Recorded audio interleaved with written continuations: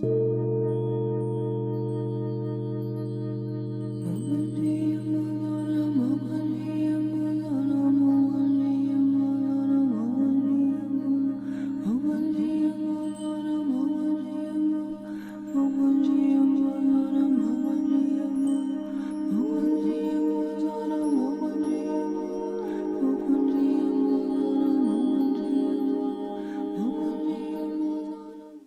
there.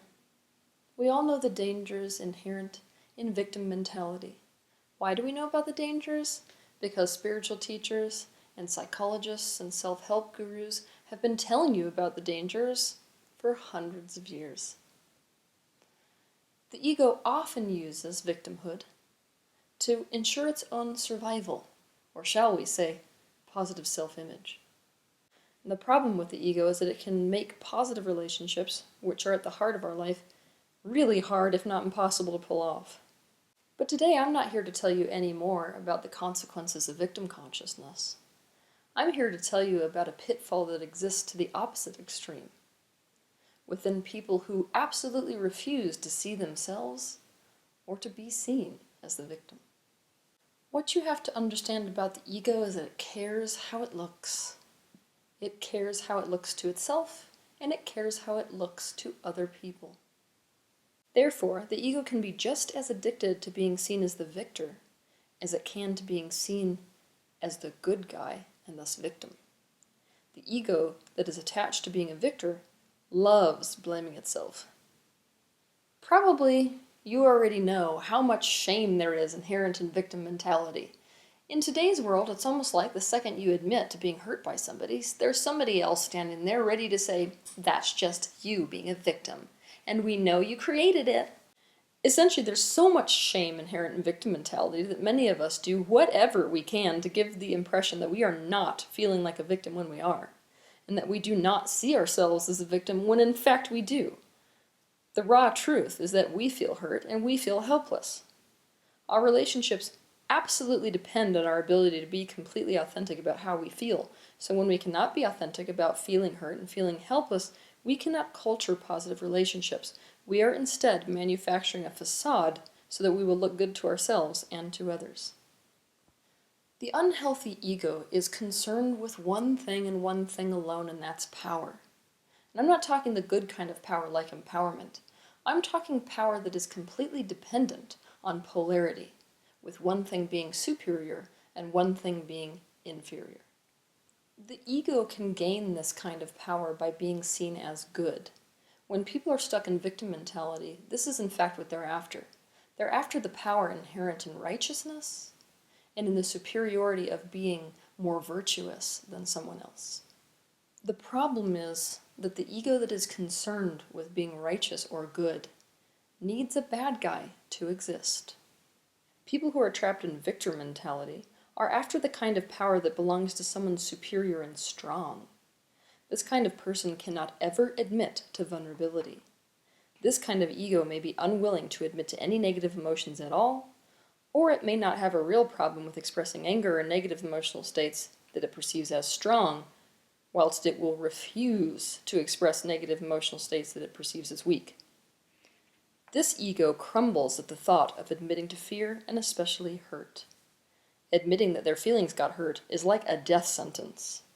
This ego thinks that by denying vulnerability, especially any notion of victimhood, it is a victor and thus it has won. There's a basic truth that I want to share with all of you because this understanding could quite possibly change your entire life. We get to choose between polarity and love. What does that mean as it applies to the ego?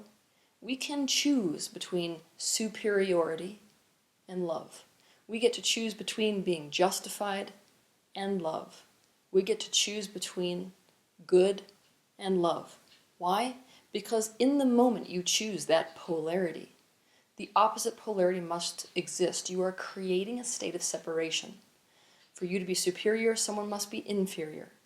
For you to be good, someone must be bad. For you to be justified, someone must be unjustified. So in the moment you choose to that polarity, you are distancing yourself from someone else. Another way of saying this is we get to struggle for power or we get love. The ego that is concerned with being a victor is on an absolute power trip, but it is a disguised power trip, a power trip disguised as virtue. And we fall for it all the time.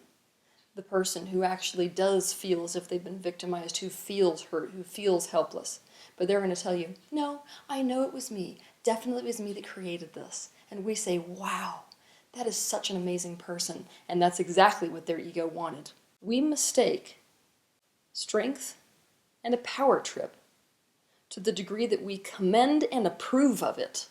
I meet with people so often who absolutely refuse to acknowledge the fact that they feel hurt, the fact that they feel disappointed, the fact that they feel helpless to some situation because they absolutely refuse to see themselves as victims, and they refuse, because of the collective shame inherent in it, for other people to see themselves as victims. This is especially true if we are in a you create your own reality or a positive focus community. We will avoid admitting to anything that suggests that we felt hurt by something else or someone else because we know it will be turned back on us and invalidated just as fast as we say it. Consider that the willingness to be vulnerable enough to admit to feeling hurt is in fact the opposite of victimhood. Consider that we can share our experience of feeling hurt, powerless, afraid, etc. without blame or attack, but instead simply authentically share our experience. This allows us to own what is ours and the other person to own what is theirs and create repair in the relationship so that we can reconnect with one another. If you have an ego that is addicted to the idea of being a victor, I want you to ask yourself, how is authentically sharing my feelings, even if that means sharing the fact that I am hurt, the opposite of victimhood? Pretending to feel differently than how we feel comes with serious consequences.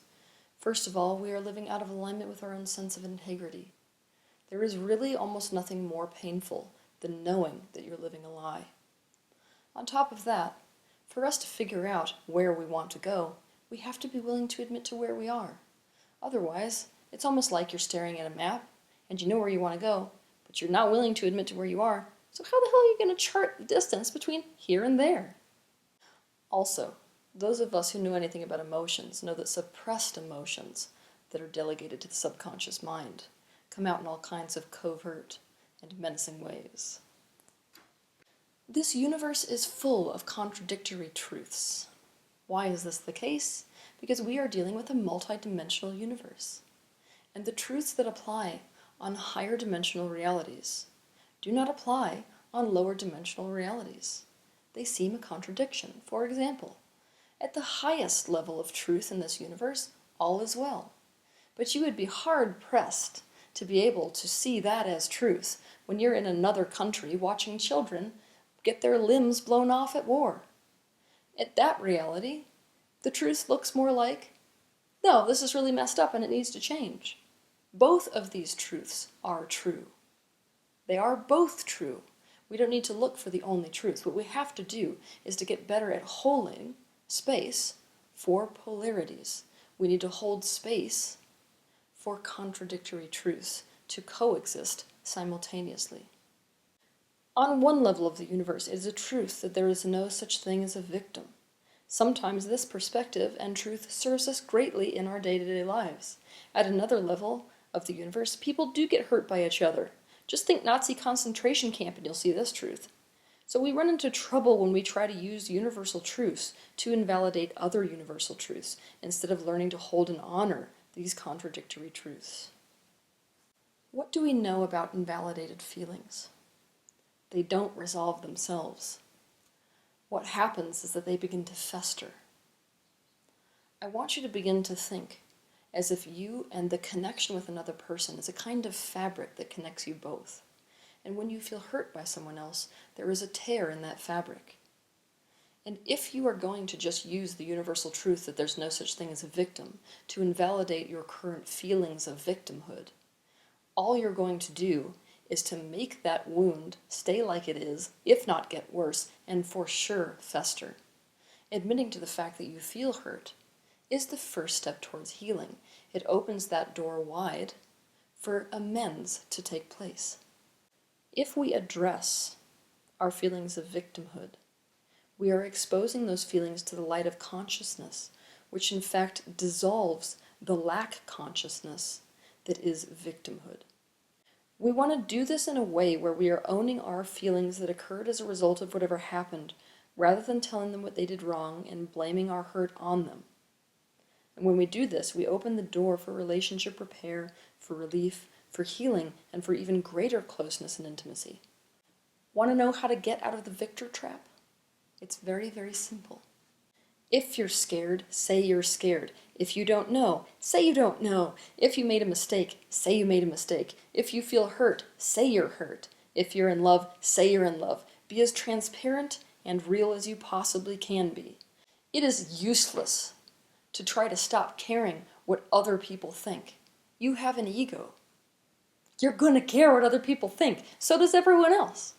The point is, you do have the choice whether you're going to let caring what other people think imprison you or not. We are capable, even though we care what other people think, of caring more about our own personal freedom and sense of integrity and authenticity.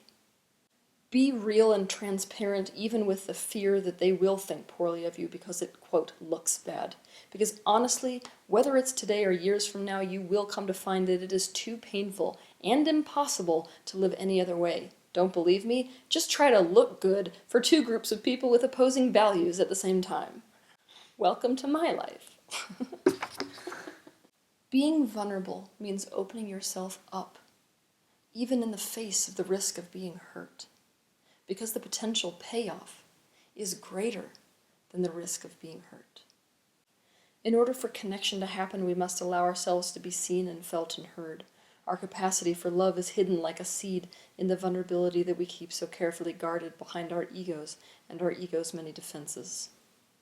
Ask yourself this question. If I knew that being hurt was inevitable and that there is no way to avoid it, how would I live my life differently? What risks would I be taking right now that I haven't been taking? My favorite quote of all time sums up this concept quite well. This quote is by Anais Nin, and it goes like this. And the day came that the risk to stay tight in a bud was more painful than the risk it took to blossom. Have a good week.